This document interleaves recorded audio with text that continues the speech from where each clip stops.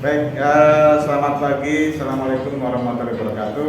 Waalaikumsalam warahmatullahi wabarakatuh. Hari ini kita mata kuliah makroekonomi atau ekonomi makro di pertemuan ke-7. Jadi untuk hari ini karena sesuai dengan kontrak pembelajaran ujian tengah semester 40%, ujian akhir 40%, tugas terstruktur, kuis dan absensi ada seperti yang sudah saya jelaskan di pertemuan pertama, termasuk juga pembentuk nilai A, B, C, D, dan E. Selanjutnya, kesesuaian dengan rencana pembelajaran semester. Pada minggu ke-4 sampai 7 mempunyai capaian pembelajaran mata kuliah, mahasiswa mampu menjelaskan keseimbangan ekonomi 2 sektor, 3 sektor, dan 4 sektor. Jadi nanti di dalam pembelajaran hari ini ada indikatornya, salah satunya yang ketiga kita mahasiswa dapat menjelaskan ketepatan dalam menjelaskan keseimbangan perekonomian 4 sektor. Dan nanti ada kuis pada pertemuan ke-7. Sedangkan materi pembelajaran saya menggunakan buku Sadono Sukirno, Menkyu, Cash and Ray, dan Samuelson. Seperti yang biasa dosen makro sebagai daftar pustakanya. Oke. Selanjutnya untuk hari ini Anda harus bisa menjelaskan tentang perekonomian 4 sektor. Apa kemarin perekonomian 4 sektor? Coba Mbak, 4 sektor apa saja? Perekonomian 4 sektor yaitu yang terdiri dari sektor rumah tangga, sektor perusahaan, sektor pemerintah, kemudian sektor internasional. Iya, betul sekali. 4 sektor ya. Karena kemarin di pertemuan ke 4, 5, dan 6 tentang 2 sektor dan 3 sektor. Karena nanti kita akan diskusi tentang perekonomian 4 sektor, di mana Y sama dengan konsumsi plus investasi plus government expenditure plus X min M. Kalau ini itu hanya 3 sektor. Kalau semuanya ini 4. Karena ini adalah ekspor, ini adalah impor.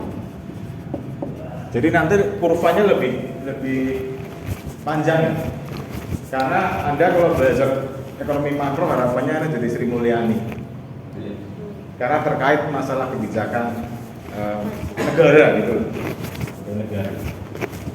Kebijakan pajak yaitu fiskal, kan? Kalau mendekat tentang uang ya. Terus faktor yang menentukan apa saja? Pendekatan penawaran agregat dan suntikan bocoran atau indexing linkage ya, serta perubahan keseimbangan seperti itu. Jadi dalam perekonomian 4 sektor ini kita sudah mengetahui bahwa dalam untuk transaksi ada rumah tangga, ada pemerintah, ada perusahaan, dan internasional. Jadi rumah tangga ke perusahaan itu bisa berupa pembelian barang dan jasa, dan perusahaan juga akan memberikan upah seperti yang saya jelaskan di pertemuan sebelumnya. Nah, pemerintah, apa yang diberikan pemerintah dalam kepada perusahaan dan rumah tangga? Kalau misalnya rumah tangga dan perusahaan itu memberikan pajak kepada pemerintah, kan kasih pajak. Pemerintah dapat uang dari mana? Dari pajak. Pajak dan bukan pajak, tapi yang paling dominan adalah pajak. Dan pemerintah itu akan memberikan subsidi atau mungkin fasilitas-fasilitas kepada rumah tangga dan perusahaan. Jadi misalnya pemerintah sekarang, kita bayar pajak ke pemerintah, aliran dana seperti apa? Kita bisa menikmati fasilitas umum seperti jalan raya, listrik dan sebagainya. Untuk barang publik dan fasilitas fasilitas umum. Sedangkan di internasional kita tahu jika kita membeli adalah impor dan kita mengekspor, yang kita menjual adalah ekspor. Tapi untuk mempersingkat ini ya, kita agak lama nih untuk membahas masalah perekonomian 4 sektor.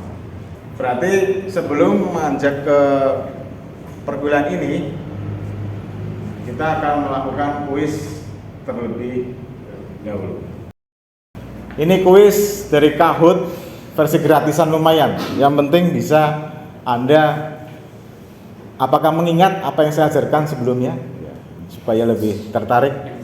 Ya, ini udah ada Aldi, Maulonda, Tuni, Fabri, Melveb, Rido gambarnya tengkorak seperti itu. Rian, apa ini mencerminkan sendiri ya? Oke, ready? Ready nggak? Oke, siap. Guiding pin 606 1365.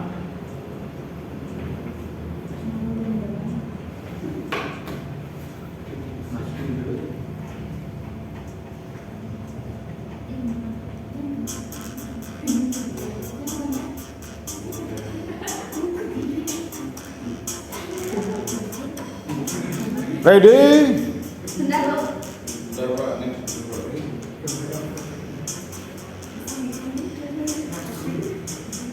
Oke, sudah? Siap ya? Bismillahirrahmanirrahim, lancar. Ready semua? Nah.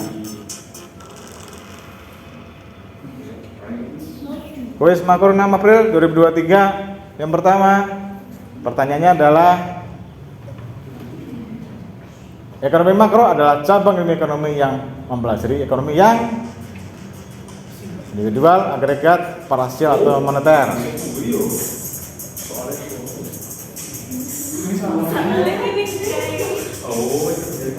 Ya, itu kotaknya tinggal dipilih aja di HP Anda.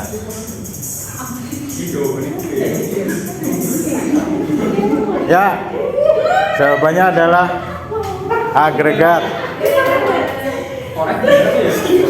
Tuni peringkat 1 Tuni. Nah, X.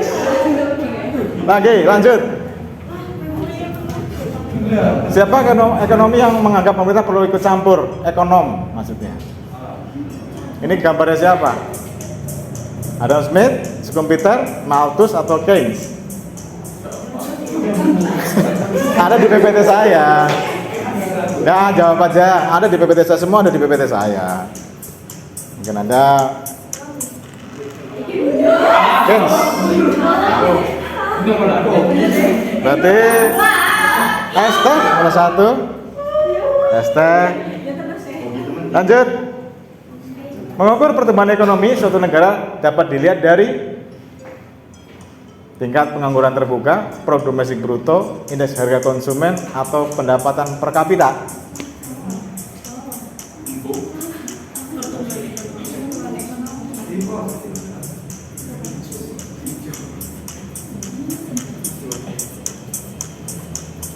Produk domestik bruto.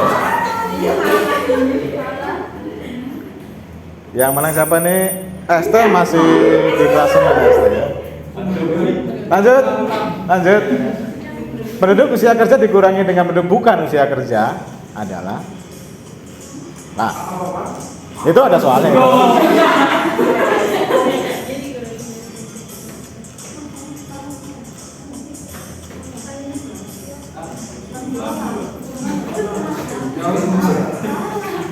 Agak jebakan juga. Karena angkatan kerja, gitu kan. Oke, silakan dicek lagi. Klasemennya Renata mulai mendekat. ST, siapa ST? Oh, kamu orang pinter ya. Lanjut. Jadi sudah saya jelaskan. Dan nanti Anda semua latihan soal ya, dan pajaknya 25% dari pendapatan, investasinya bernilai 500, sedangkan pengeluaran pemerintah G atau government expenditure itu 1000. Itu sudah dari sononya diketahui. Jika nilai ekspornya adalah 800 triliun misalnya aja, dan nilai impornya adalah 10%, untuk mencapai kesempatan kerja penuh ya, kerja penuh berarti penganggurannya sedikit. Itu berapa fungsi konsumsi, berapa pendapatan nasional, berapa nilai penurunan pajak, bagaimana kenaikan pengeluaran pemerintah, fungsi pajak yang baru, macam-macam pertanyaannya. Nah, nanti akan bisa menjelaskan kurva. Saya harapkan Anda bisa membuat kurva. Ya, kurva. Seorang ekonom sebagai calon Menteri Keuangan, Anda harus bisa membuat kurva gitu kan. Seperti apa? Mahasiswa Umperba harus bisa bagaimana membaca kurva. Oke, langsung aja dari fungsi konsumsi tadi. Saya sudah jelaskan di sini contoh soalnya. C sama dengan 500 plus 0,8 JD, di mana angka 500 adalah autonomous consumption.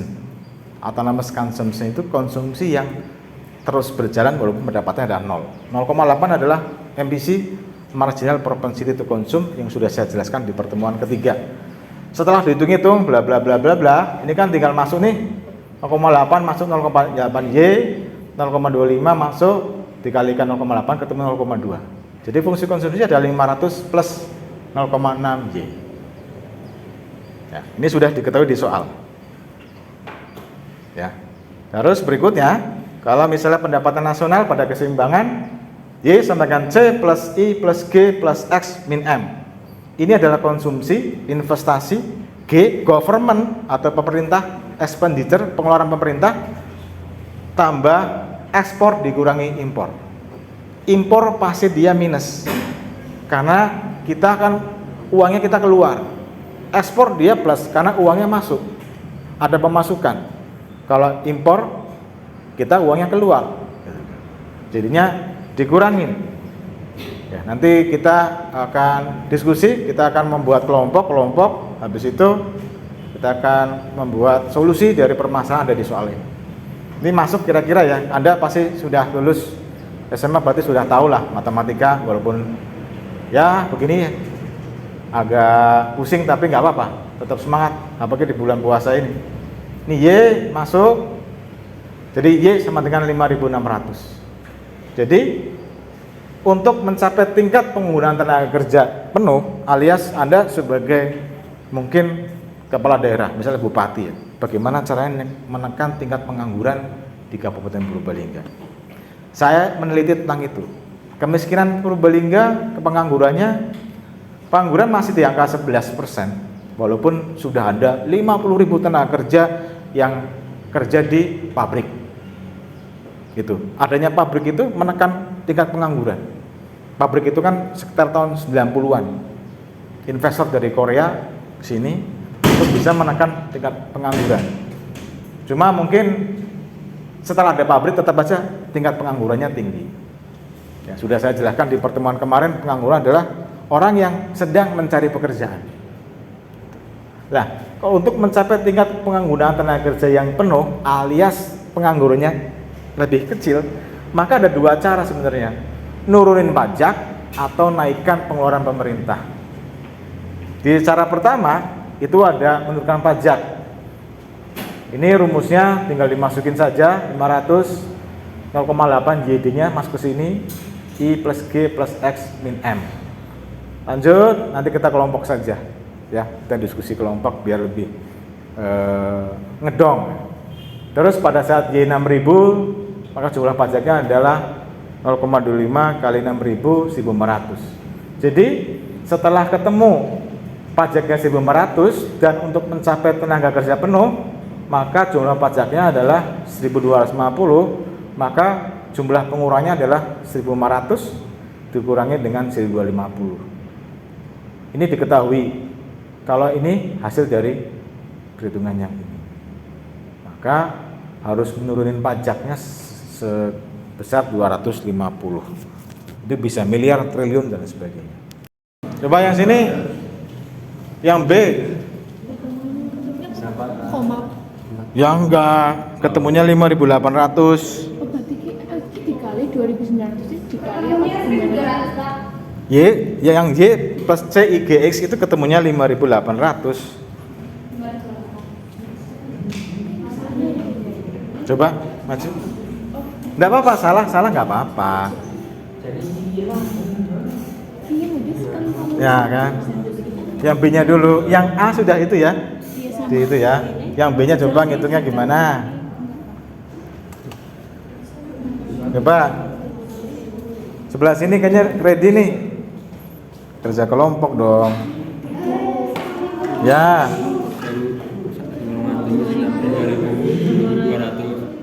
I-nya itu 0,6 Y. I-nya nggak ada. Ya, sini. Salah nggak apa-apa. Salah itu nggak apa-apa, santai aja. Yang penting berani untuk bisa menjawab. Ada dasarnya, ada latihan. 0,5 Y. 5. Iya.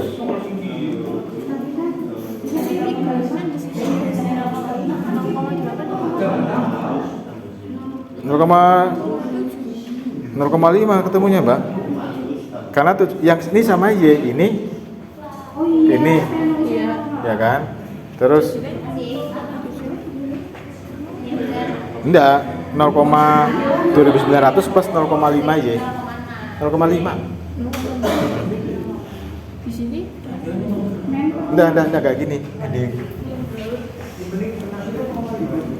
Dihapus saja ini.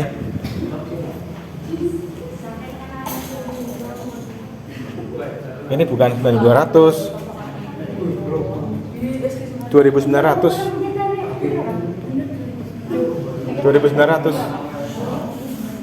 Nah, 2900 sama dengan iya.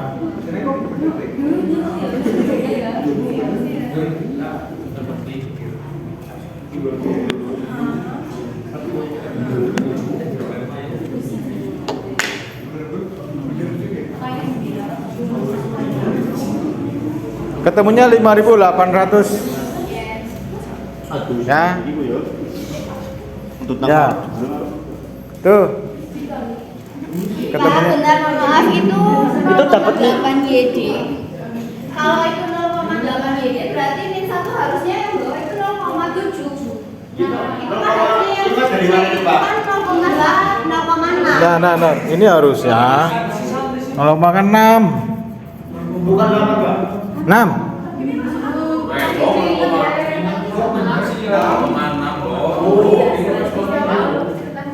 Y.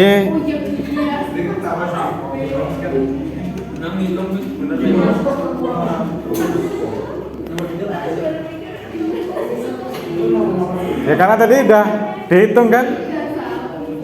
Ini kan masuk. Ngapain dihitung? Ini 08 kan belum dihitung tadi.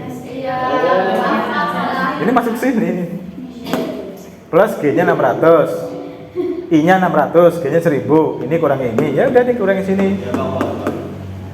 Gampang kan? Ekonomi makro tuh gampang. Mohon maaf, itu menurut saya juga salah. Harusnya 2.900 dibagi 0,5.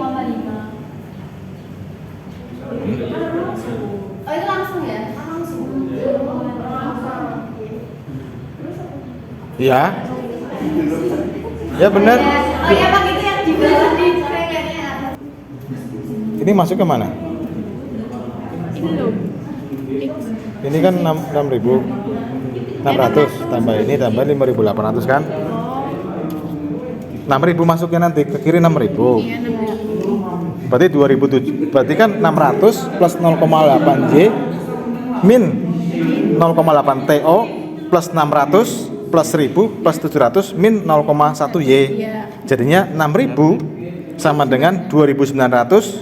Oh, 2000. Kan pindah sisi sama dengan plus 6.000 sama dengan 2.900 plus 0,7 Y min 0,8 T.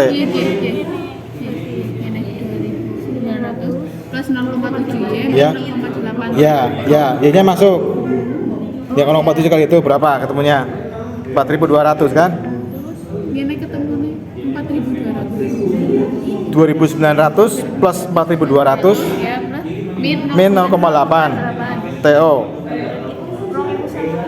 2.100. Iya, 2.100. Dah ketemu itu. Ya? Ya. Ini kan 5.500 tapi di sini tuh ianya diketahuinya Ya kan saat keseimbangan itu 6.000. Ini. Tadi ketemunya berapa?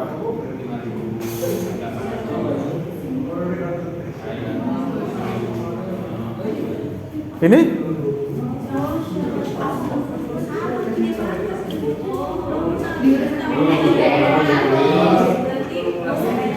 Rp6.000 pakainya. Ketemunya 1.375.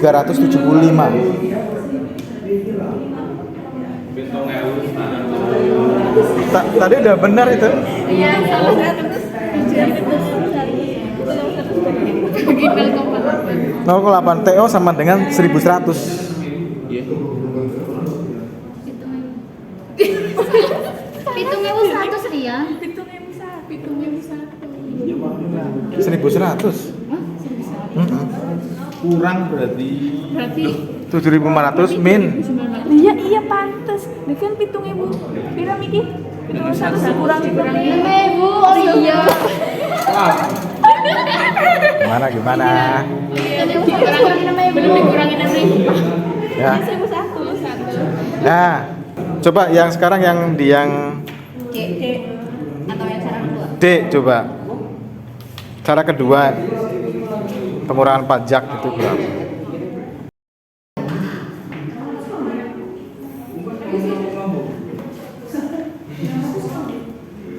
Yang D pada saat Y 6.000 maka jumlah pajak adalah 0,25 kali 6.000 berarti 1.500. Ini yang berikutnya penurunan pajaknya berapa yang C? Sorry.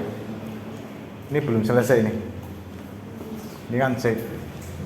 Masih C.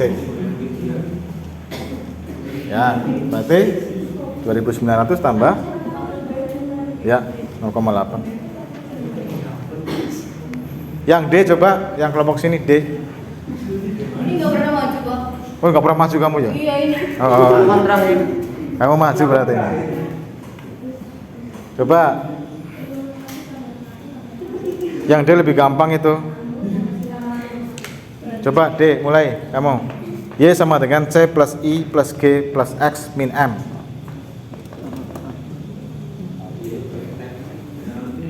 Ini.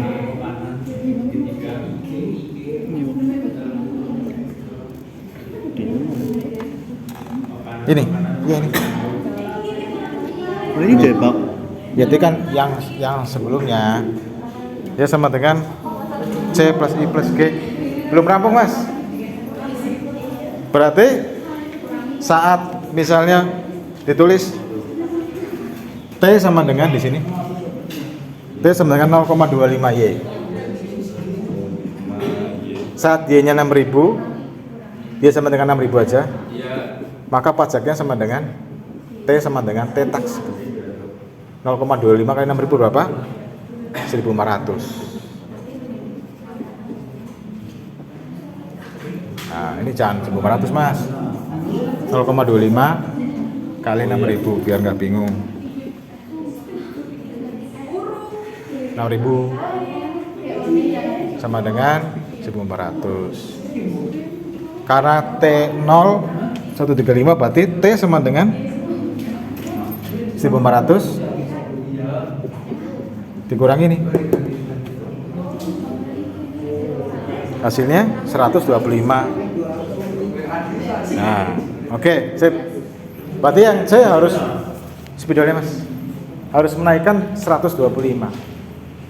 Karena ini ketemu 1375 saat Y-nya 6.000 kan harusnya 1.400. Tapi karena dikurangin jadi dikurangi 135, 1.375 maka pengurangannya adalah 125. Gitu. Yang D tadi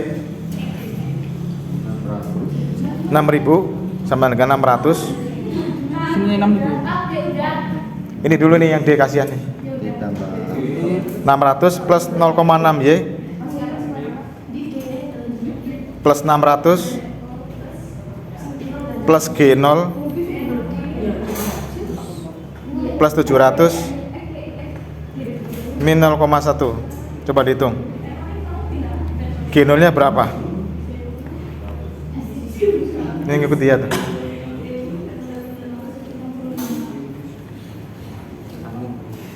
G0 berarti ada kenaikan pengeluaran pemerintah. G0 nya berapa ketemunya?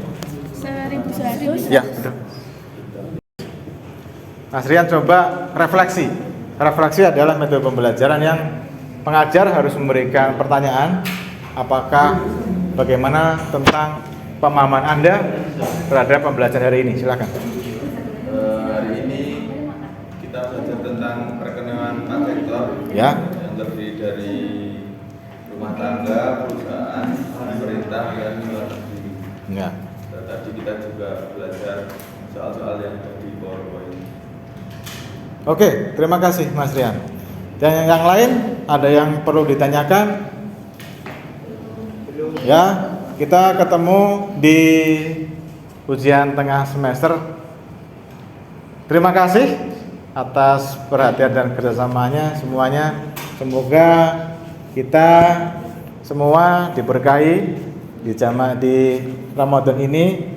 Semoga ujian minggu depan kalian sukses. Amin. Terima kasih. Wassalamualaikum warahmatullahi wabarakatuh. Waalaikumsalam warahmatullahi wabarakatuh. Oke. Terima kasih semuanya. Sampai ketemu lagi.